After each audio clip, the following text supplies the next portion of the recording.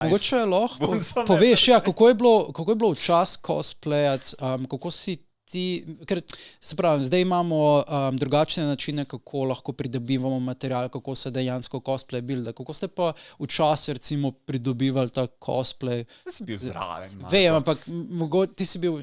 Veš kaj je, v Paralbitu kot cosplay grupca je meni bilo najpomembnejše samo to, da imam ljudi, ki se zanimajo za enake stvari kot jaz, da se lahko o animejih pogovarjam, da se lahko o igricah pogovarjam, vse smo vsi bili tisti awkward nerdi v šoli, ko so sami normi okoli te, pa še zabavajo te, pa bulijanci, pa pač jaz sem vsaj imel take izkušnje in Ljubljana je bila neverjetna in končno najdem ljudi, s katerimi se lahko pogovarjamo o temo, jej, bilo je zakon.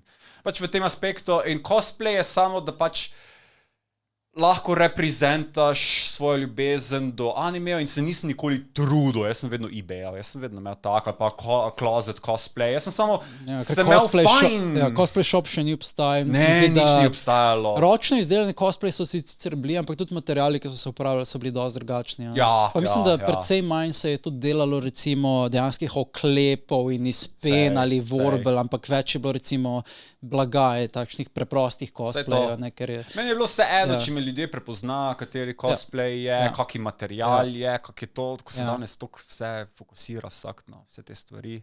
Ne, meni je samo bilo, jaz sem rad tega karakterja, zaradi tega, ker je bila zgodba svetovna in ima dobro sporočilo in let's talk about it. Jaz sem samo se želel o karakterju pogovarjati, ne dejansko be the perfect representation of it. Pa ena tudi glavnih strani pri tem je, da si preprosto imel nek skupno potovanje, nek road trip na ta konvencijo, ker potovanje je ena glavnih aspektov. Tiste tuje konvencije, jaz se spomnim večinoma vožnje do tja, ne same konvencije, ker vožnje, ako si muziko poslušal, si bil Sam, kje ste bili, na katerih tujih konvencijah? Veliko. Italija, ne? Po celi Evropi, dude. Ok, dej. Italija, Anglija, Nemčija, Avstrija, to je to. Ampak na veliko konvencij znotraj. MCM Expo.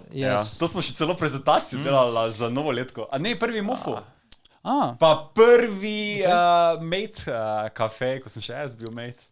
Ti si bil mate, butler si bil. Butler sem bil. Ne, ampak včasih, mislim, ko smo hodili na tem konvenciji, smo bili še študenti in smo res šli proračunsko zelo nizko. Mislim, se smo govorili, v Londonu smo vzeli eden najbolj poceni možen hostel. Dude, 100 evrami si preživel, dobesedno je bilo 10 ljudi, ki jih nisi poznal, neki traveling merchants in podobne stvari, in se nisi mogel niti pogovarjati po noč, ker so bili vsi so spali okoli tebe, se počutil kot v nekem zaporu. In živela sva dobesedno z 2 funtoma na dan.